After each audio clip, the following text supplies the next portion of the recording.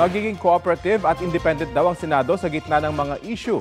Yan ang pangako ng nagbabalik sa pagka-Senate President na si Tito Sotto.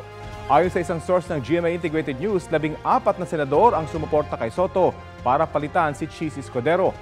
Balita hatid ni Mark Salazar. Mr. President, I would like to move to declare the position of the Senate President as vacant, Mr. President. Is there any objection? Hearing none, the motion is approved. Walang kumontra sa motion ni Senador Mig Zubiri sa pagbubukas ng sesyon ng Senado. Ang pagbakante sa pwesto ng Senate President nauwi sa nominasyon kay Senador Tito Sotto para palitan si Senate President Chis Escudero. Walang lumaban kay Sotto na umaga pa lang ay matunog na may sapat na bilang para maging leader ng Senado.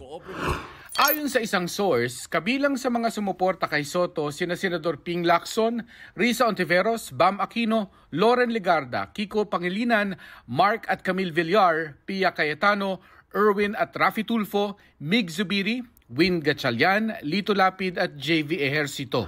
Sa kanyang talumpati matapos may luklok na Senate President, nagpasalamat si Sotto sa mga kasama. Tiniyak niyang magiging cooperative ang Senado pero independyente sa gitna ng mga hinaharap nilang hamon. Our people are enraged of corruption. Corruption that is now seen, heard, and felt by the Filipinos more than ever. The failed flood control projects that's supposed to protect the lives, livelihood, and properties of our countrymen, the dilapidated classrooms for our students, and the lack of quality farm-to-market roads to aid our farmers, all are engulfed in corruption, hindering the progress of the nation as a whole. Nagpasalamat naman si Escudero sa lahat ng mga kasamang senador na nakatwang niya mula 19th Congress lalo sa pagpapasa ng mahahalagang batas na pinapakinabangan ng mga Pilipino. During my tenure, Mr. President, the Senate did not shy away from confronting the difficult questions facing our nation.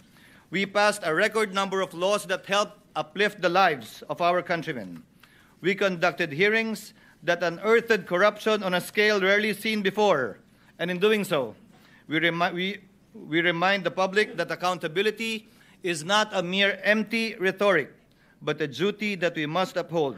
Ayon kay Sotto, ilang linggong pinag-usapan at ginapang bagong nabuo ang 15 senador na nagpatalsik kay Escudero.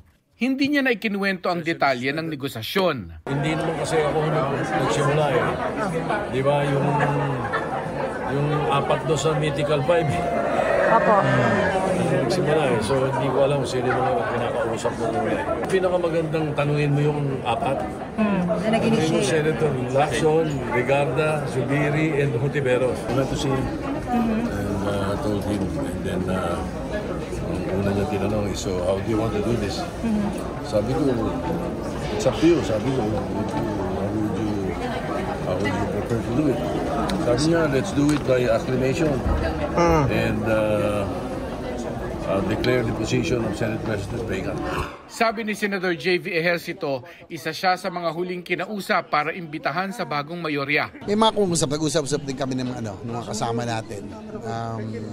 In particular kami ni Sen. Sherwin, nag-usap kami kung anong gagawin namin. Kasi may mga kumausap din naman sa amin na we cannot reveal na. Ang Senate President Pro Tempore ni Escudero na si Senador Jinggoy Estrada habang nasa Blue Ribbon Committee hearing, nakabalita na ikukudita na pala sila sa hapon. I was dumbfounded. How were you informed? Well, I talked to SP Cheese what's happening because I've read in social media na may mga rigodon nga mangyayari sa Senate. So, I was surprised. But it happens. Wala tayong magagawa. They have the numbers, so congratulations. Sa tinaguriang Duterte Block naman, si Senadora Amy Marcos na nagsabing hindi sila isinama sa usapan. Nagpirmahan daw. Pero wala namang binigay sa akin. Nagtitignan. Wala namang kumausap. Wala namang nagkumbinse. Parang nalito nga kami ni Bato, nalito rin kami ni Bongo. Ano ba nangyayari? Pati si Senator Robin, patakbo yata kay SP Cheese. Nagkakalituhan bakit yung Duterte Black na out kami? Wala pang umaamin ng dahilan kung bakit pinatalsik si Escudero bagamat nahahagingan ng usapin ng flood control scandal na kumakabit kay Escudero at dating Majority Leader Joel Villanueva. Siguro nasobrahan na yung siraan ng both houses no? It has affected the institutions already. Ako naman, I think yung mga issues kay Sen. Cheese, kay Sen. Joel, it's part of the demolition job. But it's already affecting the Senate and we have to save that institution. Maraming mga hinaharap yung leadership namin. Di ba? Maraming hinaharap. Nabuti na rin siguro yung we'll try to calm things down in the Senate. Kasama ba ang flood control issue kaya bababa siya? Hindi naman siguro. Ito'y talagang a few weeks back pinag-uusapan na rin ng mga kasama natin. Si Senador Ping Lacson ang inihalal na bagong Senate President pro tempore habang si Senador Mig Zubiri ang bagong Senate Majority Leader.